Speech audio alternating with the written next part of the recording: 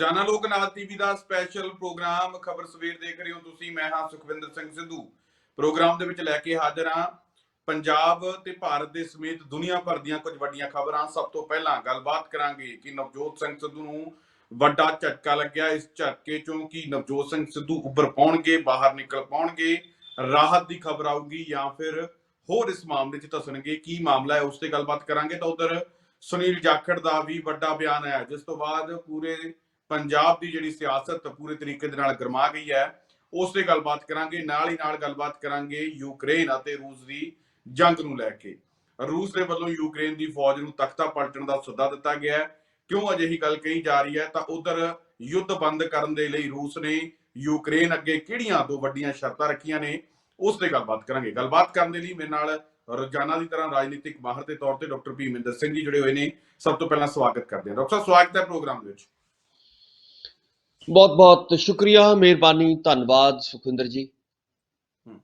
Doctor ਸਾਹਿਬ, ਜਿੱਥੇ ਬਿਕਰਮ ਸਿੰਘ ਮਜੀਠੀਆ ਨੂੰ ਜੇਲ੍ਹ ਭੇਜਿਆ ਗਿਆ ਅਦਾਲਤ ਦੇ ਵੱਲੋਂ, ਤਾਂ ਉਹਨਾਂ ਦੇ ਹੀ ਕੱਟੜ ਵਿਰੋਧੀ ਨਵਜੋਤ ਸਿੰਘ ਸਿੱਧੂ ਨੂੰ ਵੀ ਕੱਲ ਰੋਡ ਰੇਜ ਮਾਮਲੇ ਦੇ ਵਿੱਚ ਝਟਕਾ ਲੱਗਿਆ। ਰਿਵਿਊ ਪਟੀਸ਼ਨ ਜਿਹੜੀ ਪੀੜਤ ਧਿਰ ਦੇ ਵੱਲੋਂ ਪਾਈ ਗਈ ਸੀਗੀ, ਕਿਹਾ ਗਿਆ ਸੀਗਾ ਕਿ ਨਵਜੋਤ ਸਿੰਘ ਸਿੱਧੂ ਨੂੰ ਜਿਹੜੀ ਸਜ਼ਾ ਮਿਲੀ ਸੀ 1000 ਰੁਪਏ ਜੁਰਮਾਨੇ ਵਾਲੀ, ਤਾਂ ਉਹ ਬੜੀ ਥੋੜੀ ਹੈ। ਰਿਵਿਊ ਪਟੀਸ਼ਨ ਪਾਈ ਗਈ ਤਾਂ ਉਹਦੇ ਵਿੱਚ ਹੁਣ ਨਵਜੋਤ ਸਿੰਘ ਸਿੱਧੂ ਨੂੰ ਨੋਟਿਸ ਕੀਤਾ ਗਿਆ ਹੈ, 2 ਦਿਨ ਦੇ ਵਿੱਚ ਜਵਾਬ ਮੰਗਿਆ ਗਿਆ। ਕਿਵੇਂ ਦੇਖਦੇ ਹੋ, ਨਵਜੋਤ ਸਿੰਘ ਸਿੱਧੂ ਨੂੰ ਕਿੰਨਾ ਕੁ ਵੱਡਾ ਝਟਕਾ ਹੋ ਸਕਦਾ, ਜਾਂ ਫਿਰ ਇਸ ਮਾਮਲੇ ਚੋਂ ਨਿਕਲ ਪਾਉਣਗੇ ਨਵਜੋਤ ਸਿੰਘ ਸਿੱਧੂ, ਜਾਂ ਹੋਰ ਇਸ ਮਾਮਲੇ ਦੇ ਵਿੱਚ ਧੱਸਦੇ ਜਾਣਗੇ? ਜੀ ਸੁਖਵਿੰਦਰ ਜੀ, ਇਹ ਜਿਹੜਾ ਮਾਮਲਾ ਹੈ ਇਹ ਪਿਛਲੇ ਲੰਬੇ ਸਮੇਂ ਤੋਂ ਚੱਲ ਰਿਹਾ ਔਰ ਕਿਸੇ ਵੇਲੇ ਬੜਾ ਚਰਚਿਤ ਮਾਮਲਾ ਵੀ ਰਿਹਾ। ਔਰ ਉਸ ਵੇਲੇ ਤਾਂ ਇਹੀ ਉਮੀਦ ਕੀਤੀ ਜਾਂਦੀ ਸੀ ਕਿ ਸ਼ਾਇਦ ਪਤਾ ਨਹੀਂ, ਜਿਵੇਂ ਤੁਸੀਂ ਦੱਸ ਰਹੇ ਹੋ ਕਿ ਉੱਭਰ ਪਾਉਣਗੇ ਜਾਂ ਨਹੀਂ ਉੱਭਰ ਪਾਉਣਗੇ, ਜਾਂ ਬਾਹਰ ਆਉਣਗੇ ਜਾਂ ਜੇਲ੍ਹ ਹੋਏਗੀ। ਉਸ ਵੇਲੇ ਕਾਫੀ ਜਿਹੜੀਆਂ ਸੀਗੀਆਂ ਕਿਆਸਰਾਈਆਂ ਨਵਜੋਤ ਸਿੰਘ ਸਿੱਧੂ ਦੇ ਇਸ ਕੇਸ ਨੂੰ ਲੈ ਕੇ ਕੀਤੀਆਂ ਜਾਂਦੀਆਂ ਸੀਗੀਆਂ। ਔਰ ਜਿਹੜੀ ਪੀੜਤ ਧਿਰ ਉਸ ਵੇਲੇ ਮੰਨੀ ਜਾਂਦੀ ਸੀ, ਉਹਨਾਂ ਨੇ ਬਾਰ-ਬਾਰ ਕੋਸ਼ਿਸ਼ ਕੀਤੀ ਕਿ ਨਵਜੋਤ ਸਿੰਘ ਸਿੱਧੂ ਨੂੰ ਇਸ ਕੇਸ ਦੇ ਵਿੱਚ ਉਲਝਾਇਆ ਜਾਏ, ਯਾਨੀ ਕਿ ਵੱਡੀ ਤੋਂ ਵੱਡੀ ਸਜ਼ਾ ਜਿਹੜੀ ਹੈਗੀ ਹੈ ਦਵਾਈ ਜਾਵੇ। ਪਰ ਉਸ ਵੇਲੇ ਵੀ ਸੁਪਰੀਮ ਕੋਰਟ ਵੱਲੋਂ ਨਵਜੋਤ ਸਿੰਘ ਸਿੱਧੂ ਹੋਰਾਂ ਨੂੰ ਵਧੀਆ ਰਾਹਤ ਮਿਲੀ ਸੀ। ਜਿਵੇਂ ਤੁਸੀਂ ਦੱਸਿਆ ਹੈ ਕਿ ਉਹਨਾਂ ਨੇ, ਕਿਉਂਕਿ ਸੁਪਰੀਮ ਕੋਰਟ ਜਿਹੜੀ ਹੁੰਦੀ ਹੈ ਉੱਥੇ ਤੱਕ ਪਹੁੰਚਦਿਆਂ ਕਾਫੀ ਗੱਲਾਂ ਜਿਹੜੀਆਂ ਨੇ ਕੇਸ ਦੀਆਂ ਕਲੀਅਰ ਹੋ ਜਾਂਦੀਆਂ ਨੇ। ਔਰ ਜਦੋਂ ਸੁਪਰੀਮ ਕੋਰਟ ਇੱਕ ਫੈਸਲਾ ਕਰ ਦੇਵੇ ਤਾਂ ਉਸ ਫੈਸਲੇ ਨੂੰ ਉਲਟਾਉਣਾ ਜਿਹੜਾ ਹੈਗਾ ਕਾਫੀ ਔਖਾ ਹੋ ਜਾਂਦਾ ਹੈ। ਸੋ ਇਸੇ ਕਰਕੇ ਪਿਛਲੇ ਦਿਨਾਂ ਦੇ ਵਿੱਚ ਜਦੋਂ ਦੁਬਾਰਾ ਪਟੀਸ਼ਨ ਪਾਈ ਗਈ ਕਿ ਇਹ ਕਿਹਾ ਗਿਆ ਕਿ ਉਹਨਾਂ ਨੂੰ, ਨਵਜੋਤ ਸਿੰਘ ਸਿੱਧੂ ਹੋਰਾਂ ਨੂੰ ਬਹੁਤ ਘੱਟ ਸਜ਼ਾ ਮਿਲੀ ਹੈ, ਤਾਂ ਉਹਦੇ ਨਾਲ ਜਦੋਂ ਪੀ ਚਿਦੰਬਰ ਹੋਰਾਂ ਨੇ ਇਸ ਸਾਰੇ ਕੇਸ ਨੂੰ ਉਹਦੀ ਕਾਰਵਾਈ ਕੀਤੀ, ਉਹਦੀ ਜਿਹੜੀ ਹੈਗੀ ਆ ਪੁਸ਼ਤਪਨਾਹੀ ਕੀਤੀ ਗਈ ਪੀ ਚਿਦੰਬਰਮ ਜੀ ਵੱਲੋਂ, ਤਾਂ ਉਹਨਾਂ ਨੂੰ ਜਿਹੜਾ ਹੈਗਾ ਵੱਡੀ ਰਾਹਤ ਉਸ ਵੇਲੇ ਵੀ ਮਿਲੀ ਸੀਗੀ। ਔਰ ਸੁਪਰੀਮ ਕੋਰਟ ਨੇ ਕਿਹਾ ਸੀਗਾ ਕਿ ਹਜੇ ਤੁਹਾਨੂੰ ਅਜੇ ਅਸੀਂ ਰਾਹਤ ਦਿੰਦੇ ਹਾਂ, ਉਸ ਤੋਂ ਬਾਅਦ ਜਿਹੜੀ ਹੈਗੀ ਹੈ ਇਸ ਪਟੀਸ਼ਨ ਦੇ ਉੱਤੇ ਸੁਣਵਾਈ ਹੋਏਗੀ। ਸੋ ਕਹਿਣ ਦਾ ਮਤਲਬ ਇਹੀ ਹੈ ਕਿ ਜਦੋਂ ਸੁਪਰੀਮ ਕੋਰਟ ਵੱਲੋਂ ਇਦਾਂ ਦੀ ਰਾਹਤ ਮਿਲਣੀ ਸ਼ੁਰੂ ਹੋ ਜਾਏ ਤਾਂ ਇਹਦਾ ਮਤਲਬ ਹੈ ਕਿ ਇਦਾਂ ਦਾ ਕੇਸ ਬਹੁਤਾ ਜਿਹੜਾ ਹੈਗਾ ਸੀਰੀਅਸ ਨਹੀਂ ਲੈਣਾ ਚਾਹੀਦਾ। ਇਹਦੇ ਵਿੱਚ ਕੋਈ ਬਹੁਤਾ ਜਿਹੜਾ ਹੈਗਾ, ਕਿਉਂਕਿ ਇੱਕ ਵਾਰੀ ਸਾਰਾ ਕੁਝ ਨਿਬੜ ਚੁੱਕਿਆ ਹੈ। ਕੇਸ ਜਿਹੜਾ ਹੈਗਾ ਇਹਦੇ ਵਿੱਚ ਜੋ ਹੋਣਾ ਸੀਗਾ, ਜੋ ਸਜ਼ਾ ਮਿਲਣੀ ਸੀਗੀ, ਉਹ ਸਾਰਾ ਕੁਝ ਜਿਹੜੀ ਹੈਗੀ ਆਪਾਂ ਸਾਰਾ ਦੇਖ ਚੁੱਕੇ ਹਾਂ। ਸੋ ਇਸ ਕਰਕੇ ਇਸ ਨੂੰ ਦੁਬਾਰਾ ਜਾਂ ਨਵੇਂ ਸਿਰੇ ਤੋਂ ਖੋਲਣਾ, ਜਾਂ ਨਵੇਂ ਸਿਰੇ ਤੋਂ ਇਹ ਸਾਰੀਆਂ ਪਟੀਸ਼ਨਾਂ ਪਾ ਕੇ ਨਵਜੋਤ ਸਿੰਘ ਸਿੱਧੂ ਹੋਰਾਂ ਨੂੰ ਜਿਹੜਾ ਹੈਗਾ ਇਸ ਤਰ੍ਹਾਂ ਦਾ ਪਰੇਸ਼ਾਨ ਕਰਨ ਦੀ ਜਿਹੜੀ ਕੋਸ਼ਿਸ਼ ਕੀਤੀ ਗਈ ਹੈ, ਖਾਸ ਤੌਰ ਤੇ ਚੋਣਾਂ ਦੇ ਦਿਨਾਂ ਦੇ ਵਿੱਚ, ਉਹ ਇੱਕ ਸਿਆਸੀ ਤੌਰ ਤੇ ਬਦਲਾ ਲਊ ਕਾਰਵਾਈ ਕਹੀ ਜਾ ਸਕਦੀ ਹੈ। ਸੋ ਇਹਦੇ ਵਿੱਚ ਕੋਈ ਬਹੁਤਾ ਦਮ ਨਹੀਂ ਹੈ ਇਸ ਪਟੀਸ਼ਨ ਦੇ ਵਿੱਚ, ਕਿਉਂਕਿ ਸਜ਼ਾ ਮਿਲ ਚੁੱਕੀ ਹੈ, ਸਾਰਾ ਕੁਝ ਹੋ ਚੁੱਕਿਆ ਹੈ ਔਰ ਕੇਸ ਲਗਭਗ ਨਿਬੜ ਚੁੱਕਿਆ ਹੈ। ਸੋ ਇਹਦੇ ਵਿੱਚੋਂ ਕੋਈ ਬਹੁਤੀਆਂ ਸੰਭਾਵਨਾਵਾਂ ਨਜ਼ਰ ਨਹੀਂ ਆਉਂਦੀਆਂ ਕਿ ਨਵਜੋਤ ਸਿੰਘ ਸਿੱਧੂ ਨੂੰ ਆਉਣ ਵਾਲੇ ਦਿਨਾਂ ਦੇ ਵਿੱਚ ਕੋਈ ਸੁਪਰੀਮ ਕੋਰਟ ਵੱਡਾ ਜਿਹੜੀ ਹੈਗੀ ਹੈ ਕੋਈ ਸਜ਼ਾ ਸੁਣਾ ਸਕਦੀ ਹੈ ਜਾਂ ਦੁਬਾਰਾ ਕੇਸ ਖੁੱਲ ਸਕਦਾ ਹੈ। ਇਦਾਂ ਦੀਆਂ ਕੋਈ ਬਹੁਤੀਆਂ ਸੰਭਾਵਨਾਵਾਂ ਸੁਖਵਿੰਦਰ ਜੀ ਨਜ਼ਰ ਨਹੀਂ ਆ ਰਹੀਆਂ ਇਸ ਕੇਸ ਦੇ ਵਿੱਚ। ਕੀ ਲੱਗਦਾ ਕਿ ਹੁਣ ਜਿਹੜਾ ਪੀ ਚਿਦੰਬਰਮ ਤੇ ਨਵਜੋਤ ਸਿੰਘ ਸਿੱਧੂ ਜਿਹੜੇ ਇਸ ਮਾਮਲੇ ਚੋਂ ਨਿਕਲ ਪਾਉਣਗੇ? ਕਿਉਂਕਿ ਬਹੁਤ ਸਾਰੀਆਂ ਅਜਿਹੇ ਲੋਕਾਂ ਦੇ ਵੱਲੋਂ ਜਿਹੜੀਆਂ ਅੱਗੇ ਤੋਂ ਅੱਗੇ ਜਿਹੜੀਆਂ ਕਾਰਵਾਈਆਂ ਚੱਲ ਰਹੀਆਂ ਜਾਂਦੀਆਂ ਤਾਂ ਜੋ ਇੱਕ ਬੰਦਾ ਜਿਹੜਾ ਉਸ ਕੇਸ ਦੇ ਵਿੱਚ ਧੱਸਦਾ ਜਾਵੇ। ਮੈਂ ਉਹੀ ਤੁਹਾਨੂੰ ਜਾਣਨਾ ਚਾਹੁੰਦਾ ਕਿ ਇਸ ਕੇਸ ਦੇ ਵਿੱਚ ਕੋਈ ਬਹੁਤਾ ਕੁਝ ਹੈ ਫਸਲ ਫਸਾਉਣ ਵਾਸਤੇ, ਜਾਂ ਫਿਰ ਸਿਰਫ ਔਰ ਸਿਰਫ ਇਲਜ਼ਾਮਬਾਜ਼ੀ ਕਰਕੇ, ਜਿਵੇਂ ਇੱਕ ਦੂਜੇ ਦੇ ਖਿਲਾਫ ਕੂੜ ਪ੍ਰਚਾਰ ਜਾਂ ਇੱਕ ਦੂਜੇ ਦੇ ਖਿਲਾਫ ਕਈ ਲੋਕਾਂ ਨੂੰ ਵਰਤਿਆ ਜਾਂਦਾ, ਉਸੇ ਤਰੀਕੇ ਦੇ ਨਾਲ ਪੀੜਤ ਧਿਰ ਨੂੰ ਵਰਤਿਆ ਜਾ ਰਿਹਾ ਹੋਵੇਗਾ ਸਿੱਧੂ ਦੇ ਵਿਰੋਧੀਆਂ ਦੇ ਵੱਲੋਂ? ਜੀ ਬਿਲਕੁਲ, ਦੇਖੋ ਇਹਦੇ ਵਿੱਚ ਕਿਸੇ ਕਿਤੇ ਨਾ ਕਿਤੇ ਇਹ ਸਿਆਸੀ ਕਾਰਵਾਈ ਦਾ ਜਿਹੜਾ ਪਰਛਾਵਾਂ ਪੈਂਦਾ ਨਜ਼ਰ ਆ ਰਿਹਾ, ਉਹਦਾ ਵੱਡਾ ਕਾਰਨ ਇਹੀ ਹੈ ਕਿ ਇਹ ਪਟੀਸ਼ਨ ਕਦੋਂ ਪਾਈ ਗਈ ਸੀਗੀ। ਇਹ ਪਟੀਸ਼ਨ ਉਸ ਵੇਲੇ ਪਾਈ ਗਈ ਸੀ, ਇਹ ਅਰਜ਼ੀ ਉਸ ਵੇਲੇ ਸੁਪਰੀਮ ਕੋਰਟ ਦੇ ਵਿੱਚ ਦਿੱਤੀ ਗਈ ਸੀ ਜਦੋਂ ਐਨ ਸਿਖਰ ਦੇ ਉੱਤੇ ਸੀਗਾ ਚੋਣਾਂ ਦਾ ਪ੍ਰਚਾਰ। ਤੁਹਾਨੂੰ ਵੀ ਯਾਦ ਹੋਏਗਾ ਪਿਛਲੇ ਦਿਨਾਂ ਦੇ ਵਿੱਚ ਜਦੋਂ ਚੋਣਾਂ ਹੋ ਰਹੀਆਂ ਸੀ, ਔਰ ਵੱਡੀ ਗੱਲ ਇਹੀ ਹੈ ਕਿ ਇਸ ਦਾ ਜਿਹੜਾ ਹੈਗਾ ਇਹ ਉਸ ਵੇਲੇ ਸਾਰੀਆਂ ਚੀਜ਼ਾਂ ਕੀਤੀਆਂ ਗਈਆਂ ਜਦੋਂ ਨਵਜੋਤ ਸਿੰਘ ਸਿੱਧੂ ਹੋਰਾਂ ਨੂੰ ਮੁੱਖ ਮੰਤਰੀ ਦੇ ਚਿਹਰੇ ਦੇ ਤੌਰ ਤੇ ਇਹ ਕਿਆਸ ਸਰਾਈਆਂ ਕੀਤੀਆਂ ਜਾ ਰਹੀਆਂ ਸੀ ਕਿ ਸ਼ਾਇਦ ਉਹਨਾਂ ਨੂੰ ਪੰਜਾਬ ਦਾ ਮੁੱਖ ਮੰਤਰੀ ਦਾ ਚਿਹਰਾ ਕਾਂਗਰਸ ਐਲਾਨੇਗੀ।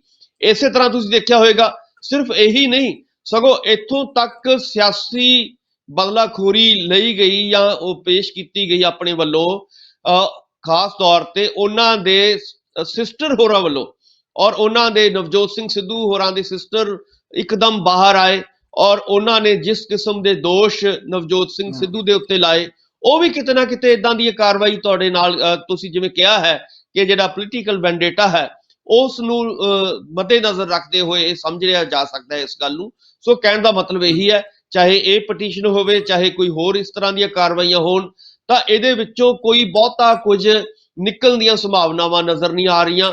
ਇਹਦੇ ਵਿੱਚੋਂ ਨਵਜੋਤ ਸਿੰਘ ਸਿੱਧੂ ਹੋਰਾਂ ਨੂੰ ਰਾਹਤ ਹੀ ਮਿਲੇਗੀ ਕਿਉਂਕਿ ਪੀ ਚਿਦੰਬਰਮ ਸਾਹਿਬ ਜਿਹੜੇ ਨੇ ਉਹ ਬਹੁਤ ਵੱਡੇ, ਆਪਾਂ ਨੂੰ ਵੀ ਪਤਾ ਹੈ ਕਿ ਵਕੀਲ ਮੰਨੇ ਜਾਂਦੇ ਨੇ ਔਰ ਇਸ ਤਰ੍ਹਾਂ ਦੀਆਂ ਜਿਹੜੇ ਇਸ ਤਰ੍ਹਾਂ ਦੇ ਕੇਸ ਨੇ ਉਹ ਲਗਾਤਾਰ ਲੜਦੇ ਆਉਂਦੇ ਰਹੇ ਨੇ। ਔਰ ਜਦੋਂ ਇੱਕ ਸੁਪਰੀਮ ਕੋਰਟ ਵੱਲੋਂ ਇਹ ਕਿਸੇ ਮਸਲੇ ਦਾ ਹੱਲ ਹੋ ਜਾਏ, ਕਿਸੇ ਕੇਸ ਦਾ ਹੱਲ ਹੋ ਜਾਏ, ਤਾਂ ਉਸ ਨੂੰ ਦੁਬਾਰਾ ਖਿਲਾਉਣਾ ਮੈਨੂੰ ਲੱਗਦਾ ਕਿ ਬਹੁਤ ਔਖਾ ਹੁੰਦਾ ਹੈ ਔਰ ਇਹਦੇ ਪਿੱਛੇ ਕਿਤੇ ਨਾ ਕਿਤੇ ਸਿਆਸਤ ਹੁੰਦੀ ਵੀ ਨਜ਼ਰ ਆ ਰਹੀ ਹੈ।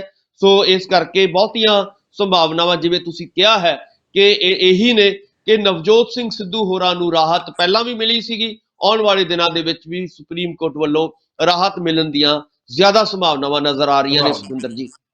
ਬਿਲਕੁਲ। ਤਾਂ ਉਧਰ ਸੁਨੀਲ ਜਾਖੜ ਦੇ ਵੱਲੋਂ ਵੀ ਡਾਕਟਰ ਸਾਹਿਬ ਵੱਡਾ ਬਿਆਨ ਦਿੱਤਾ ਗਿਆ। ਉਹਨਾਂ ਨੇ ਕਿਹਾ ਕਿ BBMB ਜਿਹੜਾ ਬਿਆਸ ਭਾਖੜਾ ਬਿਆਸ ਮੈਨੇਜਮੈਂਟ ਬੋਰਡ ਹੈ ਉਹਦੇ ਵਿੱਚ ਕਹਿੰਦੇ ਕਿ ਕੇਂਦਰ ਆਪਦੀ ਮਰਜ਼ੀ ਕਰ ਰਿਹਾ ਹੈ, ਪੰਜਾਬ ਦੇ ਹੱਕਾਂ ਨੂੰ ਕੁਚਲ ਰਿਹਾ ਹੈ। ਤੇ ਪਹਿਲਾਂ ਕਹਿੰਦੇ ਉੱਥੇ ਅਫਸਰਾਂ ਦੀ ਜਾਂ ਅਧਿਕਾਰੀਆਂ ਦੀ ਜਿਹੜੀ ਤੈਨਾਤੀ ਸੀ ਉੱਥੇ 60-40 ਦੀ ਰੇਸ਼ੋ ਦੇ ਨਾਲ ਸੀ ਤੇ 3 ਹੁਣ ਕਹਿੰਦੇ ਵੱਡੇ ਅਧਿਕਾਰੀ ਕੇਂਦਰ ਨੇ ਮਰਜ਼ੀ ਦੇ ਨਾਲ ਜਿਹੜੇ ਉੱਥੇ ਤਾਇਨਾਤ ਕਰ ਦਿੱਤੇ ਨੇ। ਤਾਂ ਉਹਨਾਂ ਨੇ ਸਰਬ ਪਾਰਟੀ ਇੱਕ ਬੈਠਕ ਜਾਂ ਇੱਕ ਤਰੀਕੇ ਨਾਲ ਇਕੱਠੇ ਹੋਣ ਦੀ ਗੱਲ ਕੀਤੀ ਹੈ। ਸੁਨੀਲ ਜਾਖੜ ਨੇ ਕਿਹਾ ਕਿ ਭਗਵੰਤ ਮਾਨ, ਸਿੱਧੂ ਤੇ ਚੰਨੀ ਜਿਹੜੇ ਆ ਤੇ ਨਾਲ ਨਾਲ ਬਾਕੀ ਪਾਰਟੀਆਂ ਵੀ ਜਿਹੜੀਆਂ ਇਕੱਠੀਆਂ ਹੋ ਕੇ ਜਿਹੜੀਆਂ ਹੈਗੀਆਂ ਉਹ ਕਹਿੰਦੇ ਕਿ ਤੁਸੀਂ ਅੱਗੇ ਗੱਲਬਾਤ ਕਰੋ ਤਾਂ ਜੋ ਪੰਜਾਬ ਦੇ ਹੱਕਾਂ ਨੂੰ ਕੁਚਲਣ ਤੋਂ ਰੋਕਿਆ ਜਾ ਸਕੇ। ਕੇਜਰੀਵਾਲ ਦੇ ਨਾਲ ਵੀ ਕਹਿੰਦੇ ਗੱਲਬਾਤ ਕਰਨੀ ਚਾਹੀਦੀ ਹੈ। ਸੁਖਵਿੰਦਰ ਜੀ, ਕਾਂਗਰਸ ਦੇ ਲੀਡਰਾਂ ਨੂੰ ਇਹ ਗੱਲਾਂ ਹੁਣੀ ਚੇਤੇ ਕਿਉਂ ਆ ਰਹੀਆਂ ਨੇ? ਮੇਰਾ ਕਹਿਣ ਦਾ ਮਤਲਬ ਹੈ ਕਿ ਹੁਣ ਜਦੋਂ ਉਹਨਾਂ ਨੂੰ ਲੱਗਦਾ ਹੈ ਕਿ ਸੱਤਾ ਖੁੱਸ ਰਹੀ ਹੈ ਔਰ ਜਦੋਂ ਲੋੜ ਸੀਗੀ, ਇਹ ਇੱਕ ਵੱਡਾ ਸਵਾਲ ਕਾਂਗਰਸ ਦੇ ਨੇਤਾਵਾਂ ਤੇ ਇਹ ਹੈ, ਚਾਹੇ ਪਿਛਲੇ ਦਿਨਾਂ ਦੇ ਵਿੱਚ ਔਜਲਾ ਸਾਹਿਬ ਨੇ ਚਿੱਠੀ ਲਿਖ ਕੇ ਮੰਗ ਕੀਤੀ ਗਈ ਹੋਵੇ ਉਹਨਾਂ ਵੱਲੋਂ ਕਿ ਦੇਖੋ ਜੀ ਨਸ਼ੇ ਦੀ ਜਿਹੜੀ ਹੈਗੀ ਹੈ ਇੱਥੇ ਬੜੀ ਤਸਕਰੀ ਹੋ ਰਹੀ ਹੈ, ਨਸ਼ੇ ਦੇ ਜਿਹੜੇ ਵੱਡੇ ਮਗਰਮੱਛਾਂ ਨੂੰ ਫੜਨਾ ਚਾਹੀਦਾ ਹੈ, ਜਾਂ ਨਸ਼ੇ ਨੂੰ ਲੈ ਕੇ ਉਹਨਾਂ ਨੇ ਵੱਡੇ ਵੱਡੇ ਬਿਆਨ ਦਿੱਤੇ ਸੀਗੇ, ਤੁਹਾਨੂੰ ਯਾਦ ਹੋਏਗਾ ਆਹ ਪਿਛਲੇ ਕੁਝ ਦਿਨਾਂ ਦੀ ਗੱਲ ਹੈ। ਇਸੇ ਤਰ੍ਹਾਂ ਸੁਨੀਲ ਜਾਖੜ ਸਾਹਿਬ ਦੇ ਹੁਣ ਲਗਾਤਾਰ ਬਿਆਨ ਆ ਰਹੇ ਨੇ। ਯਾਨੀ ਕਿ ਮੇਰਾ ਸਵਾਲ ਇਹੀ ਹੈ ਕਿ ਇਸ ਵੇਲੇ ਹਮਦਰਦੀ ਪੰਜਾਬ ਦੇ ਪ੍ਰਤੀ ਕਿਉਂ ਜਾਗ ਰਹੀ ਹੈ ਜਦੋਂ ਕਿ 5 ਸਾਲ ਕਾਂਗਰਸ ਦਾ ਰਾਜ ਰਿਹਾ? ਵੱਡੀ ਗੱਲ ਜਿਹੜੀ ਸਵਾਲ ਪੁੱਛਣੇ ਬਣਦੇ ਨੇ ਉਹ ਇਹਨਾਂ ਦੇ ਉੱਤੇ, ਕਾਂਗਰਸ ਦੇ ਵੱਡੇ ਲੀਡਰਾਂ ਦੇ ਉੱਤੇ ਜਾਂ ਜਾਖੜ ਸਾਹਿਬ ਦੇ ਉੱਤੇ, ਕਿ ਜਦੋਂ 5 ਸਾਲ ਤੁਸੀਂ ਪੰਜਾਬ ਦੀ ਕਾਂਗਰਸ ਦੇ ਪ੍ਰਧਾਨ ਵੀ ਰਹੇ, ਲਗਾਤਾਰ ਕਈ ਸਾਲ ਰਹੇ, ਔਰ ਉਸ ਤੋਂ ਬਾਅਦ ਤੁਹਾਡੀ ਸੱਤਾ ਵੀ ਰਹੀ 5 ਸਾਲ, ਕੈਪਟਨ ਸਾਹਿਬ 4.5 ਸਾਲ ਮੁੱਖ ਮੰਤਰੀ ਰਹੇ, ਫਿਰ ਲਗਭਗ 3-4 ਮਹੀਨੇ ਚੰਨੀ ਸਾਹਿਬ ਮੁੱਖ ਮੰਤਰੀ ਰਹੇ। ਇਹ ਸਵਾਲ ਉਦੋਂ ਕਿਉਂ ਨਹੀਂ ਉਠਾਉਂਦੇ ਇਹ ਲੋਕ ਜਦੋਂ ਤੁਹਾਡੇ ਕੋਲ ਆਪਣੀ ਸੱਤਾ ਹੁੰਦੀ ਹੈ? ਜਦੋਂ ਤੁਸੀਂ ਸੱਤਾ ਤੋਂ ਬਾਹਰ ਆ ਜਾਂਦੇ ਹੋ ਫੇਰ ਹੀ ਸਵਾਲ ਜਿਹੜੇ ਨੇ ਕਿਉਂ ਉਠਾਏ ਜਾਂਦੇ ਨੇ? ਇਹ ਬਹੁਤ ਵੱਡੇ ਮਤਲਬ ਸਾਡੀ ਜਿਹੜੀ ਰਾਜਨੀਤੀ ਹੈ, ਮੈਂ ਇਕੱਲੇ ਇੱਕ ਪਾਰਟੀ ਦੀ ਗੱਲ ਨਹੀਂ ਕਰ ਰਿਹਾ, ਸਾਰੀਆਂ ਪਾਰਟੀਆਂ ਜਦੋਂ ਇਹ ਸੱਤਾ 'ਚ ਹੁੰਦੀਆਂ ਨੇ ਉਦੋਂ ਪਹਿਲੀ ਵਾਰ ਹੈ ਕਿ PCS ਜਾਂ ਫਿਰ PPS ਜਾਂ ਫਿਰ HCS ਅਧਿਕਾਰੀਆਂ ਦੀ ਥਾਂ ਦੇ ਉੱਪਰ 3 ਡੈਨਿਕ ਅਧਿਕਾਰੀ ਜਿਹੜੇ ਕਹਿੰਦੇ ਲਾਏ ਗਏ ਹੁਣ, ਉਹ ਪਹਿਲੀ ਵਾਰੀ ਇਹ ਦੱਸ ਰਹੇ ਆ।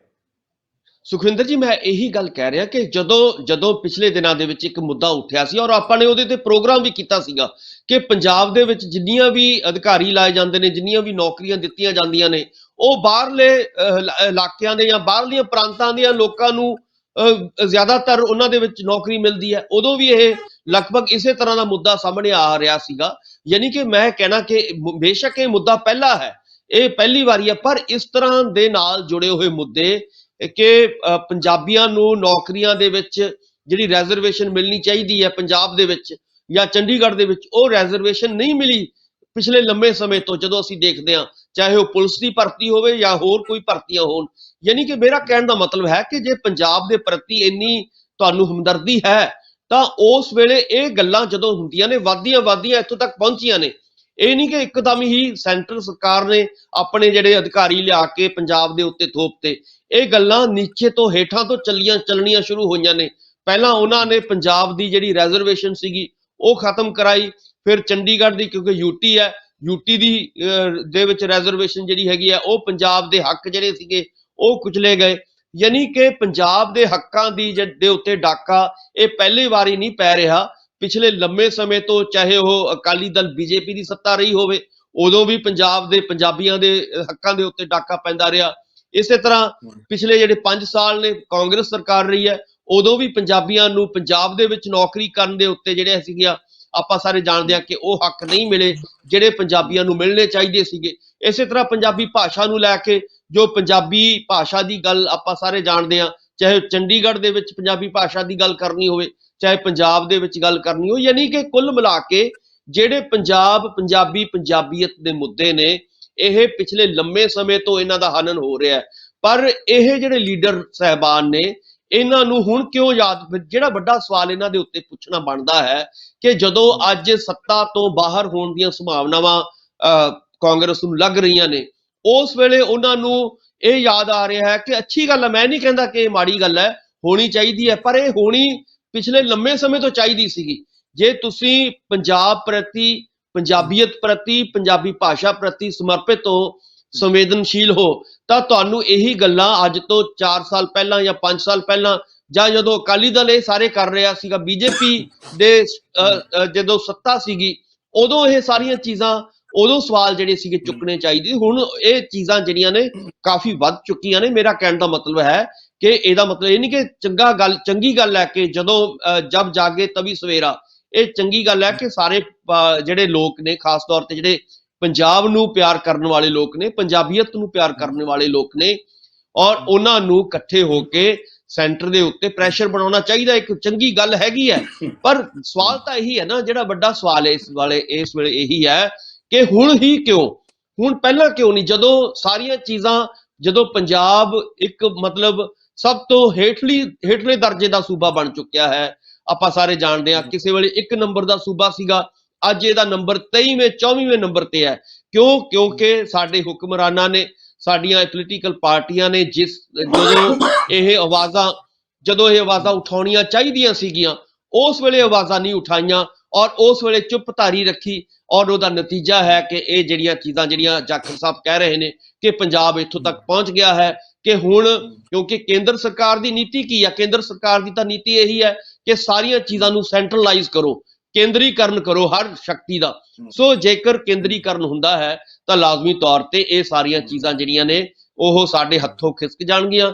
ਪੰਜਾਬ ਜਿਹੜਾ ਹੈਗਾ, ਚਾਹੇ ਉਹ GST ਹੋਵੇ ਪੰਜਾਬ ਦੀ, ਚਾਹੇ ਹੋਰ ਪੰਜਾਬ ਦੇ ਅਧਿਕਾਰ, ਖੇਤੀਬਾੜੀ ਦਾ ਅਧਿਕਾਰ ਹੋਵੇ, ਪੰਜਾਬ ਦੀ ਐਜੂਕੇਸ਼ਨ ਦਾ ਮਸਲਾ ਹੋਵੇ, ਇਹਦੇ ਉੱਤੇ ਪੰਜਾਬ ਦੀ ਸਟੇਟ ਨੂੰ ਜਿਹੜੀ ਹੈਗੀ ਆ ਫੈਸਲੇ ਲੈਣ ਦਾ ਅਧਿਕਾਰ ਹੋਣਾ ਚਾਹੀਦਾ ਹੈ।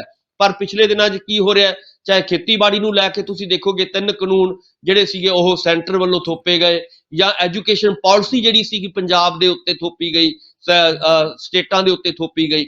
ਸੋ ਕਹਿਣ ਦਾ ਮਤਲਬ ਹੈ ਕਿ ਇਹ ਜਿਉਂ-ਜਿਉਂ ਸਮਾਂ ਵੱਧ ਰਿਹਾ ਹੈ, ਤਿਉਂ ਸੈਂਟਰ ਜਿਹੜੀ ਹੈਗੀ ਹੈ ਉਹ ਸੈਂਟਰਲਾਈਜ਼ ਆਪਣੇ ਆਪ ਨੂੰ ਕਰ ਰਹੀ ਹੈ, ਆਪਣੀਆਂ ਸ਼ਕਤੀਆਂ ਨੂੰ ਕੰਟਰੋਲ ਕਰ ਰਹੀ ਹੈ, ਔਰ ਜਿਹਦੇ ਨਾਲ ਜਿਹੜਾ ਹੈਗਾ ਆਪਾਂ ਫੈਡਰਲ ਢਾਂਚੇ ਨੂੰ ਬਹੁਤ ਵੱਡਾ ਇੱਕ ਨੁਕਸਾਨ ਹੋਣ ਦੀਆਂ ਸੰਭਾਵਨਾਵਾਂ ਨਜ਼ਰ ਆ ਰਹੀਆਂ ਨੇ। ਸੁਖਵਿੰਦਰ ਜੀ, ਤਾਂ ਉਧਰ ਗੱਲਬਾਤ ਆਪਾਂ ਰੂਸ ਅਤੇ ਯੂਕਰੇਨ ਦੀ ਜੰਗ ਦੀ ਕਰੀਏ ਤਾਂ ਯੂਕਰੇਨ ਦੀ ਫੌਜ ਨੂੰ ਜਿਹੜਾ ਰੂਸ ਦੇ ਰਾਸ਼ਟਰਪਤੀ ਦੇ ਵੱਲੋਂ ਤਖਤ ਪਲਟਣ ਦਾ ਜਿਹੜਾ ਸੱਦਾ ਦਿੱਤਾ ਗਿਆ, ਉਹਨਾਂ ਨੇ ਕਿਹਾ ਕਿ ਜੇਕਰ ਫੌਜ ਦੇ ਹੱਥ ਸੱਤਾ ਆ ਜਾਵੇ ਤਾਂ ਗੱਲਬਾਤ ਕਰਨੀ ਸੌਖੀ ਹੋ ਜਾਊਗੀ। ਤਾਂ ਉਧਰ ਸਾਰੀਆਂ ਜਿਹੜੀਆਂ ਸਰਕਾਰਾਂ ਦੇ ਉੱਪਰ ਗਿਲਾ ਪ੍ਰਗਟ ਕੀਤਾ ਹੈ ਯੂਕਰੇਨ ਦੇ ਰਾਸ਼ਟਰਪਤੀ ਨੇ। ਕਹਿੰਦੇ ਕਿ ਪੂਰੀ ਦੁਨੀਆ ਯੂਕਰੇਨ ਨੂੰ ਤਬਾਹ ਹੁੰਦੇ ਨੂੰ ਦੇਖ ਰਹੀ ਹੈ, ਕੋਈ ਵੀ ਮਦਦ ਨਹੀਂ ਕਰ ਰਿਹਾ। ਤਾਂ ਕਿਵੇਂ ਦੇਖਦੇ ਹੋ ਕਿ ਕਿਹੋ ਜੀ ਸਥਿਤੀ ਜਿਹੜੀ ਉੱਥੇ ਬਣੀ ਹੋਈ ਹੈ? ਤਾਂ ਉਧਰ ਦੋ ਜਿਹੜੀਆਂ ਸ਼ਰਤਾਂ ਵੀ ਉਹਨਾਂ ਨੇ ਰੱਖੀਆਂ ਨੇ ਰੂਸ ਨੇ ਜੰਗ ਖਤਮ ਕਰਨ ਦੀਆਂ। ਉਹਨਾਂ ਨੇ ਕਿਹਾ ਕਿ ਇੱਕ ਤਾਂ ਕ੍ਰੀਮੀਆ ਖੇਤਰ ਨੂੰ ਉਹ ਯੂਕਰੇਨ ਜਿਹੜਾ ਉਹ ਰੂਸ ਦਾ ਮੰਨੇ, ਤੇ ਨਾਲ ਹੀ ਨਾਲ ਨਾਟੋ ਦੇ ਵਿੱਚ ਸ਼ਾਮਲ ਹੋਣ ਤੋਂ ਕਹਿੰਦੇ ਨਾ ਕਰ ਦੇਵੇ। ਜੀ ਬਿਲਕੁਲ, ਅਸਲੀ ਜੜ ਇੱਥੇ ਪਈ ਹੈ ਸੁਖਵਿੰਦਰ ਜੀ, ਕਿ ਜਦੋਂ ਤੋਂ 1991 ਦੇ ਵਿੱਚ, ਜਦੋਂ ਆਪਾਂ ਸਾਰੇ ਜਾਣਦੇ ਹਾਂ ਕਿ ਵੱਖ-ਵੱਖ ਮੁਲਕ, ਖਾਸ ਤੌਰ ਤੇ ਜਿਹੜੇ ਯੂਰਪੀਅਨ ਮੁਲਕ, ਖਾਸ ਤੌਰ ਤੇ ਜਿਹੜੇ ਸੋਵੀਅਤ ਯੂਨੀਅਨ ਨਾਲ ਲੱਗਦੇ ਮੁਲਕ ਸੀਗੇ, ਉਹ ਜਦੋਂ ਡਿੱਗਣੇ ਸ਼ੁਰੂ ਹੋਏ ਤਾਂ ਉਸ ਵੇਲੇ ਉਹ ਇਹੀ ਕਿ ਲੋਕਾਂ ਨੂੰ ਇਹ ਆਸ ਸੀਗੀ, ਖਾਸ ਤੌਰ ਤੇ ਅਮਰੀਕਾ ਨੂੰ ਜਾਂ ਯੂਰਪ ਨੂੰ ਇਹ ਉਮੀਦ ਸੀ ਕਿ ਹੁਣ ਰੂਸ ਜਿਹੜਾ ਹੈਗਾ ਖੜਾ ਨਹੀਂ ਹੋ ਪਾਏਗਾ, ਹੁਣ ਰੂਸ ਬਿਲਕੁਲ ਟੁੱਟ ਜਾਏਗਾ, ਹੁਣ ਰੂਸ ਜਿਹੜਾ ਹੈਗਾ ਤਬਾਹ ਹੋ ਜਾਏਗਾ। ਪਰ ਕੀ ਹੋਇਆ ਕਿ ਪੁਤਿਨ ਦੇ ਆਉਣ ਤੋਂ ਬਾਅਦ ਰੂਸ ਜਿਹੜਾ ਸੀਗਾ ਉਹ ਦੁਬਾਰਾ ਉਭਰਿਆ ਔਰ ਦੁਬਾਰਾ ਇੱਕ ਸ਼ਕਤੀਸ਼ਾਲੀ ਇੱਕ ਮੁਲਕ ਬਣ ਕੇ ਉਭਰਿਆ। ਔਰ ਉਹਦਾ ਨਤੀਜਾ ਕੀ ਹੋਇਆ ਕਿ ਰੂਸ ਜਿਹੜਾ ਸੀਗਾ ਦੁਬਾਰਾ ਫੇਰ ਅਮਰੀਕਾ ਨੂੰ ਰੜਕਣ ਲੱਗਿਆ। ਔਰ ਉਹਨੇ ਕੀ ਚਾਲ ਚੱਲੀ? ਉਹਨੇ ਚਾਲ ਇਹੀ ਚੱਲੀ ਕਿ ਜਿੰਨੇ ਵੀ ਇਹ ਮੁਲਕ ਟੁੱਟੇ ਸੀਗੇ ਰੂਸ ਨਾਲੋਂ ਜਾਂ ਸੋਵੀਅਤ ਯੂਨੀਅਨ ਨਾਲੋਂ, ਤਾਂ ਉਹਨਾਂ ਨੂੰ ਨਾਟੋ ਦਾ ਉਹਨਾਂ ਨੇ ਮੈਂਬਰ ਬਣਾਉਣਾ ਸ਼ੁਰੂ ਕਰ ਦਿੱਤਾ। ਨਾਟੋ ਦਾ ਮਤਲਬ ਇਹੀ ਹੈ ਕਿ ਇਹਨਾਂ ਸਾਰੇ ਮੁਲਕਾਂ ਦੇ ਉੱਤੇ ਜਿਹੜਾ ਵੀ ਮੁਲਕ ਨਾਟੋ ਦਾ ਮੈਂਬਰ ਬਣ ਜਾਏਗਾ ਉਹਨੂੰ ਬਚਾਉਣ ਦੀ ਜ਼ਿੰਮੇਵਾਰੀ ਅਮਰੀਕਾ ਦੀ ਹੋਏਗੀ, ਯਾਨੀ ਕਿ ਅਮਰੀਕਾ ਦੇ ਪਾਲੇ ਦੇ ਵਿੱਚ ਉਹ ਚਲਿਆ ਜਾਏਗਾ। ਇਹ ਗੱਲਾਂ ਰੂਸ ਨੂੰ ਜਿਹੜੀਆਂ ਸੀ ਚੰਗੀਆਂ ਨਹੀਂ ਸੀ ਲੱਗਦੀਆਂ। ਉਹਨੂੰ ਲੱਗਦਾ ਸੀਗਾ ਕਿ ਮੇਰੇ ਆਪਣੇ ਮੁਲਕ ਜਿਹੜੇ ਕਿ ਮੇਰਾ ਕਦੇ ਕਿਸੇ ਵੇਲੇ ਹਿੱਸਾ ਸੀਗੇ, ਇਹਨੂੰ ਅਮਰੀਕਾ ਜਿਹੜਾ ਹਥਿਆਉਣ ਦੀ ਕੋਸ਼ਿਸ਼ ਕਰ ਰਿਹਾ ਸਿੱਧੇ ਜਾਂ ਸਿੱਧੇ ਤਰੀਕੇ ਦੇ ਨਾਲ, ਯਾਨੀ ਕਿ ਨਾਟੋ ਦੇ ਰਾਹੀਂ ਉਹਨਾਂ ਨੂੰ ਹਥਿਆਉਣ ਦੀ ਕੋਸ਼ਿਸ਼ ਕੀਤੀ ਗਈ ਅਮਰੀਕਾ ਦੇ ਰਾਹੀਂ।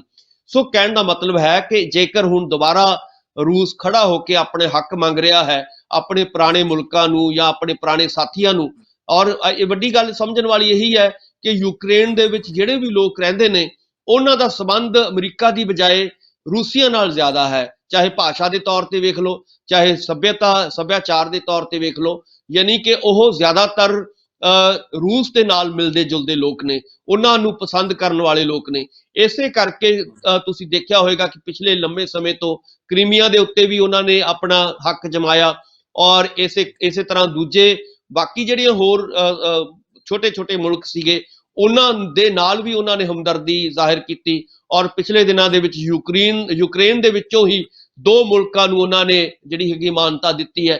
ਸੋ ਕਹਿਣ ਦਾ ਮਤਲਬ ਇਹੀ ਹੈ ਕਿ ਇਹਨਾਂ ਮੁਲਕਾਂ ਦੀ ਜਿਹੜੀ ਲੜਾਈ ਹੈ ਪਿਛਲੇ ਲੰਬੇ ਸਮੇਂ ਤੋਂ ਇਹ ਲੋਕ ਲੜ ਰਹੇ ਨੇ, ਔਰ ਯੂਕਰੇਨ ਦੇ ਜ਼ਿਆਦਾਤਰ ਲੋਕ ਜਿਹੜੇ ਨੇ ਉਹ ਰੂਸ ਦੇ ਨਾਲ ਆਉਣਾ ਪਸੰਦ ਕਰ ਰਹੇ ਨੇ। ਔਰ ਇਸੇ ਚੱਕਰ ਦੇ ਵਿੱਚ ਉਹਨਾਂ ਦੇ ਲਗਭਗ ਹਜ਼ਾਰਾਂ ਆਮ ਨਾਗਰਿਕ ਜਿਹੜੇ ਨੇ ਉਹ ਉਸ ਲੜਾਈ ਦੇ ਵਿੱਚ ਮਾਰੇ ਜਾ ਚੁੱਕੇ ਨੇ।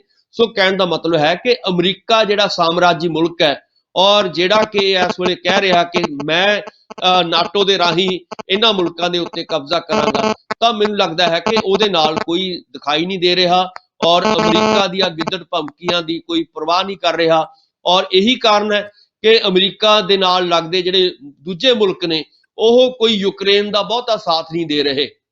ਉਹਨਾਂ ਨੂੰ ਵੀ ਪਤਾ ਹੈ ਕਿ ਅਮਰੀਕਾ ਜਿਵੇਂ ਅਫਗਾਨਿਸਤਾਨ ਚੋਂ ਭੱਜਿਆ ਹੈ ਜਾਂ ਅਮਰੀਕਾ ਦੀ ਜੋ ਆਰਥਿਕਤਾ ਹੈ ਇਸ ਵੇਲੇ ਇਕਨੋਮੀ ਹੈ ਬਹੁਤ ਡਾਵਾਂਡੋਲ ਹੋ ਚੁੱਕੀ ਹੈ, ਔਰ ਉਹ ਇਸ ਤਰ੍ਹਾਂ ਦੀ ਹੁਣ ਜਿਹੜੀਆਂ ਹੈਗੀਆਂ ਲੜਾਈਆਂ ਦੇ ਵਿੱਚ ਦਖਲਅੰਦਾਜ਼ੀ ਦੇ ਲਈ ਉਹ ਬਹੁਤਾ ਕਾਮਯਾਬ ਨਹੀਂ ਹੋ ਸਕੇਗਾ। ਸੋ ਨਤੀਜਾ ਕੀ ਨਿਕਲ ਰਿਹਾ ਹੈ ਕਿ ਬਹੁਤੇ ਲੋਕ ਜਿਹੜੇ ਨੇ ਉਹ ਯੂਕਰੇਨ ਦਾ ਜਾਂ ਬਹੁਤੇ ਮੁਲਕ ਯੂਕਰੇਨ ਦਾ ਸਾਥ ਨਹੀਂ ਦੇ ਰਹੇ। ਯੂਕਰੇਨ ਕੱਲਾ ਪੈਂਦਾ ਨਜ਼ਰ ਆ ਰਿਹਾ ਹੈ। ਤਾਜ਼ਾ ਅਪਡੇਟ ਜਿਹੜੀਆਂ ਆਪਾਂ ਦੇਣੀਆਂ ਚਾਹਾਂਗੇ ਕਿ ਯੂਕਰੇਨ 'ਚ ਫਸੇ ਭਾਰਤੀਆਂ ਨੂੰ ਲੈ ਕੇ ਆਊਗੀ ਜਿਹੜੀ ਸਰਕਾਰ ਆਪਣੇ ਖਰਚੇ ਤੇ ਲੈ ਕੇ ਆਊਗੀ ਜਿਹੜੇ ਭਾਰਤ ਦੇ ਫਸੇ ਹੋਏ ਲੋਕ ਨੇ। ਤਾਂ ਅੱਜ ਭਾਰਤ ਪਹੁੰਚਣਗੇ ਦੋ ਜਹਾਜ਼, ਇਹ ਇੱਕ ਰਾਹਤ ਦੀ ਖਬਰ ਹੈ। ਜਿਹੜੇ ਲੋਕ ਪਹੁੰਚੇ ਉਹਨਾਂ ਨੂੰ ਲੈ ਕੇ ਦੋ ਜਹਾਜ਼ ਪਹੁੰਚਣਗੇ ਦਿੱਲੀ ਅਤੇ ਮੁੰਬਈ। ਇਹ ਜਹਾਜ਼ ਜਿਹੜੇ ਆ ਪਹੁੰਚਣਗੇ ਜਿਹੜੇ ਫਸੇ ਹੋਏ ਲੋਕ ਨੇ ਉੱਥੋਂ ਦੇ, ਉਹਨਾਂ ਨੂੰ ਨਾਲ ਲੈ ਕੇ। ਰੋਮਾਨੀਆ ਤੇ ਹੰਗਰੀ ਦੇ ਰਸਤੇ ਤੋਂ ਆਉਣਗੇ ਇਹ ਦੋਨੇ ਜਹਾਜ਼, ਰੋਮਾਨੀਆ ਤੇ ਹੰਗਰੀ ਤੋਂ ਆਉਣਗੇ। ਤਾਂ ਨਾਲ ਗੱਲ ਕਰਦੀ ਕਿ ਰੂਸ ਦੇ ਖਿਲਾਫ ਯੂਐਨਏ 'ਚ ਨਿੰਦਾ ਮਤਾ ਜਿਹੜਾ ਉਹ ਪਾਸ ਹੋ ਚੁੱਕਿਆ ਹੈ, ਤੇ ਨਾਲ ਰੂਸ ਯੂਕਰੇਨ ਜੰਗ ਤੇ ਯੂਐਨਐਸਸੀ 'ਚ ਮੀਟਿੰਗ ਵੀ ਹੋਈ ਹੈ। ਤੇ ਨਾਲ ਹੀ ਨਾਲ ਨਿੰਦਾ ਮਤਾ ਦੇ ਪੱਖ 'ਚ ਪਏ 11 ਵੋਟ ਨੇ। ਜਿਹੜਾ ਨਿੰਦਾ ਮਤਾ ਪਾਸ ਕੀਤਾ ਗਿਆ ਉਹਦੇ ਪੱਖ 'ਚ 11 ਵੋਟ ਪਏ ਨੇ, ਜਦ ਕਿ ਵਿਰੋਧ ਦੇ ਵਿੱਚ ਸਿਰਫ 21 ਹੀ ਵੋਟ ਡਾਕਟਰ ਸਾਹਿਬ ਜਿਹੜੀ ਪਈ ਹੈ। ਇੱਕ ਵੱਡੀ ਰਾਹਤ ਦੀ ਖਬਰ ਹੈ, ਭਾਰਤ, ਚੀਨ ਤੇ ਯੂਏਈ ਨੇ ਵੋਟਿੰਗ 'ਚ ਹਿੱਸਾ ਨਹੀਂ ਲਿਆ। ਇਹਨੂੰ ਤੁਸੀਂ ਕਿਵੇਂ ਦੇਖਦੇ ਹੋ? ਇਹ ਲੋਕ ਜਿਹੜੇ ਆ, ਚੀਨ ਦੇ ਵੀ ਵਧੀਆ ਸੰਬੰਧ ਨੇ ਰੂਸ ਦੇ ਨਾਲ ਤੇ ਭਾਰਤ ਦੇ ਵੀ ਰੂਸ ਦੇ ਨਾਲ ਜਿਹੜੇ ਵਧੀਆ ਸੰਬੰਧ ਨੇ, ਇਹ ਜਿਹੜਾ ਵੋਟਿੰਗ ਦੇ ਵਿੱਚ ਹਿੱਸਾ ਨਹੀਂ ਲਿਆ, ਨਾ ਫੱਕ ਦੇ ਵਿੱਚ, ਨਾ ਪੱਖ ਦੇ ਵਿੱਚ, ਨਾ ਵਿਰੋਧ ਦੇ ਵਿੱਚ। ਇਹ ਕਿਵੇਂ ਦੇਖਦੇ ਹੋ ਕਿ ਇਹ ਦੋਵਾਂ ਦੇਸ਼ਾਂ ਨੂੰ ਨਾਲ ਲੈ ਕੇ ਚੱਲਣ ਦੀ ਕੋਸ਼ਿਸ਼ ਹੈ, ਜਾਂ ਫਿਰ ਇੱਕ ਜੇ ਆਪਾਂ ਇਸ ਤਰੀਕੇ ਦੇ ਨਾਲ ਗਲਤ ਨੂੰ ਗਲਤ ਨਹੀਂ ਕਹਿ ਸਕਦੇ ਤਾਂ ਫਿਰ ਕੱਲ ਨੂੰ ਆਪਣਾ ਸਾਥ ਕੌਣ ਦਊਗਾ? ਇਸ ਚੀਜ਼ ਨੂੰ ਤੁਸੀਂ ਕਿਵੇਂ ਸਮਝਦੇ ਹੋ ਕਿ ਇਹ ਤਿੰਨੇ ਦੇਸ਼ ਜਾਂ ਤਾਂ ਫਿਰ ਇਸ ਵਾਲੇ ਪਾਸੇ ਨੂੰ ਚੱਲਣ ਕਿ ਭਾਈ ਇਹ ਜੰਗ ਨੂੰ ਰੋਕਣ ਦੀ ਕੋਸ਼ਿਸ਼ ਕਰਨ, ਵਿਚੋਲੀਆ, ਜੇ ਮੈਂ ਸ਼ਬਦ ਇਸਤੇਮਾਲ ਕਰਾਂ, ਵਿਚੋਲੇ ਬਣ ਕੇ ਇਸ ਜੰਗ ਨੂੰ ਰੋਕਣ, ਤੇ ਇਹ ਸਾਬਤ ਵੀ ਇਹਨਾਂ ਨੇ ਕੀਤਾ ਹੈ ਕਿ ਭਾਈ ਉਹ ਕਿਸੇ ਦੇ ਪੱਖ 'ਚ ਨਹੀਂ ਖੜਨਗੇ, ਤਾਂ ਫਿਰ ਰੋਕਣ ਦੀ ਕੋਸ਼ਿਸ਼ ਕਰਨੀ ਚਾਹੀਦੀ ਹੈ। ਕਿਉਂਕਿ 12 ਵੋਟਾਂ ਪਈਆਂ, ਇੱਕ ਜੰਗ ਦੇ ਹੱਕ ਦੇ ਵਿੱਚ, 11 ਜੰਗ ਦੇ ਵਿਰੋਧ ਦੇ ਵਿੱਚ, ਤੇ ਭਾਰਤ ਨੇ, ਦੁਬਈ, UAE ਨੇ ਤੇ ਚੀਨ ਨੇ ਵੋਟਿੰਗ ਦੇ ਵਿੱਚ ਹਿੱਸਾ ਨਹੀਂ ਲਿਆ। ਡਾਕਟਰ ਸਾਹਿਬ ਕਿਵੇਂ ਦੇਖਦੇ ਹੋ? ਇਹਦਾ ਮਤਲਬ ਇਹੀ ਹੈ ਸੁਖਵਿੰਦਰ ਜੀ ਕਿ ਸਿੱਧੇ ਜਾਂ ਸਿੱਧੇ ਤੌਰ ਤੇ ਉਹ ਰੂਸ ਦੇ ਨਾਲ ਨੇ, ਔਰ ਚੀਨ, ਆਪਾਂ ਨੂੰ ਵੀ ਪਤਾ ਹੈ ਕਿ ਕੱਲ ਚੀਨ ਦੇ ਰਾਸ਼ਟਰਪਤੀ ਨੇ ਵੀ ਪੁਤਿਨ ਨਾਲ ਗੱਲਬਾਤ ਕੀਤੀ ਹੈ, ਲੰਮਾ ਸਮਾਂ ਗੱਲਬਾਤ ਹੋਈ ਹੈ। ਇਸ ਤੋਂ ਪਹਿਲਾਂ ਮੋਦੀ ਸਾਹਿਬ ਨੇ ਵੀ ਪੁਤਿਨ ਨਾਲ ਗੱਲਬਾਤ ਕੀਤੀ ਸੀਗੀ। ਜਾਂ ਇਦਾਂ ਦੇ ਜਿਹੜੇ ਹੋਰ ਕੰਟਰੀ ਨੇ ਜਿਹੜੇ ਕਿ ਖਾਸ ਤੌਰ ਤੇ ਅਮਰੀਕਨ ਸਾਮਰਾਜੀ ਸ਼ਕਤੀਆਂ ਦੇ ਸਤਾਏ ਹੋਏ ਮੁਲਕ ਨੇ, ਉਹ ਵੀ ਲਗਾਤਾਰ ਜਿਹੜੇ ਨੇ ਉਹ ਵਿੱਚ ਵਿਚਾਲੇ ਹੁੰਦੇ ਨਜ਼ਰ ਆ ਰਹੇ ਨੇ, ਯਾਨੀ ਕਿ ਸਿੱਧੇ ਤੌਰ ਤੇ ਉਹ ਰੂਸ ਦੇ ਨਾਲ ਖੜੇ ਹੋਏ ਨਜ਼ਰ ਆਉਣਗੇ। ਸੋ ਇਹੀ ਕਾਰਨ ਹੈ ਕਿਉਂਕਿ ਜਿਹੜੇ ਇਹ ਮੁਲਕ ਨੇ, ਜਾਂ ਚੀਨ ਹੋਵੇ, ਭਾਰਤ ਹੋਵੇ, ਜਾਂ ਜਿਹੜੇ ਹੋਰ ਛੋਟੇ ਮੁਲਕ ਨੇ, ਉਹਨਾਂ ਦਾ ਮਕਸਦ ਇਹੀ ਹੈ ਕਿ ਅਸੀਂ ਨਿਊਟਰਲ ਰਹਿਣਾ ਹੈ। ਯਾਨੀ ਕਿ ਉਹਨਾਂ ਨੂੰ ਮਤਲਬ ਇਹੀ ਹੈ ਕਿ ਅਸੀਂ ਅਮਰੀਕਾ ਦੇ ਨਾਲ ਵੀ ਨਹੀਂ ਵਿਗਾੜਨੀ, ਅਸੀਂ ਯੂਕਰੇਨ ਨਾਲ ਵੀ ਨਹੀਂ ਵਿਗਾੜਨੀ, ਅਸੀਂ ਰੂਸ ਨਾਲ ਵੀ ਨਹੀਂ ਵਿਗਾੜਨੀ। ਸੋ ਸਿੱਧੇ ਸਿੱਧੇ ਤੌਰ ਤੇ ਰੂਸ ਦੀ ਜਿਹੜੀ ਹੈਗੀ ਹੈ ਉਹਦੀ ਮਦਦ ਕਰਦੇ ਨਜ਼ਰ ਆ ਰਹੇ ਨੇ। ਸੋ ਇਹਦੇ ਨਾਲ ਕੀ ਹੋਏਗਾ ਕਿ ਇੱਕ ਬੈਲੈਂਸ ਜ਼ਰੂਰ ਬਣਦਾ ਦਿਖਾਈ ਦੇਵੇਗਾ, ਔਰ ਇਹਦੇ ਨਾਲ ਪ੍ਰੈਸ਼ਰ ਪਵੇਗਾ ਕਿ ਇਹ ਜਿਹੜਾ ਮਸਲਾ ਹੈ ਇਹ ਗੱਲਬਾਤ ਦੇ ਰਾਹੀਂ ਸੁਲਝਣਾ ਚਾਹੀਦਾ ਹੈ। ਔਰ ਰੂਸ ਨੇ ਇਹ ਇੱਕ ਤਵੱਕੋ ਵੀ ਕੀਤੀ ਹੈ, ਇਹ ਯੂਕਰੇਨ ਨੂੰ ਉਹਨਾਂ ਨੇ ਕਿਹਾ ਵੀ ਹੈ, ਯੂਕਰੇਨ ਦੀ ਫੌਜ ਨੂੰ ਖਾਸ ਤੌਰ ਤੇ, ਕਿ ਜਿਵੇਂ ਤੁਸੀਂ ਦੱਸਿਆ ਹੈ ਕਿ ਭਾਈ ਸਾਡੇ ਲਈ ਨਾਲ ਟੇਬਲ ਟਾਕ ਦੇ ਉੱਤੇ ਤੁਸੀਂ ਗੱਲਬਾਤ ਕਰੋ ਤਾਂ ਕਿ ਆਪਾਂ ਇਸ ਮਸਲੇ ਨੂੰ ਹੱਲ ਕਰੀਏ, ਔਰ ਤੁਸੀਂ ਸਾਨੂੰ ਜਿਹੜਾ ਹੈਗਾ ਜਿਵੇਂ ਅਸੀਂ ਕਹਿੰਦੇ ਆ ਉਹ ਕਰੋ, ਔਰ ਖਾਸ ਤੌਰ ਤੇ ਨਾਟੋ ਦਾ ਹਿੱਸਾ ਨਾ ਬਣੋ। ਔਰ ਜੇਕਰ ਉਹ ਨਾਟੋ ਦਾ ਹਿੱਸਾ ਬਣਦੇ ਨੇ ਤਾਂ ਦਿੱਕਤਾਂ ਆ ਸਕਦੀਆਂ ਸੀ, ਪਰ ਉਹ ਨਾਟੋ ਜਿਹੜੀ ਹੈਗੀ ਹੈ ਉਹ ਪਿੱਛੇ ਹਟ ਗਈ ਹੈ, ਔਰ ਨਾਟੋ ਨੇ ਵੀ ਕਿਹਾ ਕਿ ਅਸੀਂ ਰੂਸ ਦੇ ਵਿੱਚ ਜਾਂ ਯੂਕਰੇਨ ਦੇ ਵਿੱਚ ਕੋਈ ਦਖਲ ਅੰਦਾਜ਼ੀ ਨਹੀਂ ਕਰਾਂਗੇ। ਸੋ ਇੱਥੋਂ ਲੱਗਦਾ ਹੈ ਕਿ ਇਹ ਮਸਲਾ ਜਿਹੜਾ ਹੈਗਾ ਆਉਣ ਵਾਲੇ ਦਿਨਾਂ ਦੇ ਵਿੱਚ ਜਲਦੀ ਹੱਲ ਹੋਏਗਾ, ਔਰ ਟੇਬਲ ਟਾਕ ਦੇ ਰਾਹੀਂ, ਕਿਉਂਕਿ ਅੱਜ ਜਾਂ ਕੱਲ ਦੇ ਵਿੱਚ ਜਲਦੀ ਇਹਦੇ ਲਈ ਗੱਲਬਾਤ ਜਿਹੜੀ ਹੈਗੀ ਹੈ ਰੂਸ ਨੇ ਪੇਸ਼ਕਸ਼ ਕੀਤੀ ਹੈ, ਔਰ ਯੂਕਰੇਨ ਨੇ ਵੀ ਆਪਸ ਦੇ ਵਿੱਚ ਜਿਹੜੀ ਹੈਗੀ ਹੈ ਗੱਲਬਾਤ ਕੀਤੀ ਹੈ ਕਿ ਅਸੀਂ ਗੱਲਬਾਤ ਦੇ ਰਾਹੀਂ ਇਸ ਮਸਲੇ ਨੂੰ ਹੱਲ ਕਰਕੇ ਜਾਣਾ ਹੈ। ਸੋ ਉਮੀਦ ਹੈ ਕਿ ਅੱਜ ਜਾਂ ਕੱਲ ਦੇ ਵਿੱਚ ਜਿਹੜੀ ਹੈਗੀ ਹੈ ਇਸ ਗੱਲ ਦਾ ਨਿਰਣਾ ਹੋ ਜਾਏਗਾ ਕਿ ਗੱਲਬਾਤ ਦੇ ਵਿੱਚੋਂ ਹੀ ਕੋਈ ਮਸਲਾ ਜਿਹੜਾ ਹੈਗਾ ਹੱਲ ਹੋਣ ਦੀਆਂ ਸੰਭਾਵਨਾਵਾਂ ਜ਼ਿਆਦਾ ਇਸ ਵੇਲੇ ਪੈਦਾ ਹੋ ਚੁੱਕੀਆਂ ਨੇ। ਸੁਖਵਿੰਦਰ ਜੀ, ਬਿਲਕੁਲ। ਤਾਂ ਡਾਕਟਰ ਸਾਹਿਬ ਤੁਸੀਂ ਸਾਡੇ ਨਾਲ ਇਸ ਪ੍ਰੋਗਰਾਮ ਦੇ ਵਿੱਚ ਜੁੜੇ, ਤੁਹਾਡਾ ਬਹੁਤ ਬਹੁਤ ਧੰਨਵਾਦ ਜੀ। ਬਹੁਤ ਬਹੁਤ ਸ਼ੁਕਰੀਆ, ਮਿਹਰਬਾਨੀ, ਧੰਨਵਾਦ। ਤਾਂ ਇਹ ਸਨ ਡਾਕਟਰ ਭੀਮਿੰਦਰ ਸਿੰਘ ਜੀ, ਜਿਨ੍ਹਾਂ ਦੇ ਵੱਲੋਂ ਇਹਨਾਂ ਅਹਿਮ ਖਬਰਾਂ ਦੇ ਉੱਪਰ ਸਾਡੇ ਨਾਲ ਗੱਲਬਾਤ ਕੀਤੀ ਗਈ ਹੈ। ਉਮੀਦ ਕਰਦੇ ਹਾਂ ਕਿ ਡਾਕਟਰ ਸਾਹਿਬ ਦੇ ਨਾਲ ਕੀਤੀ ਗੱਲਬਾਤ ਤੁਹਾਨੂੰ ਜ਼ਰੂਰ ਪਸੰਦ ਆਈ ਹੋਊ। ਦੁਬਾਰਾ ਫਿਰ ਮਿਲਾਂਗੇ। ਧੰਨਵਾਦ।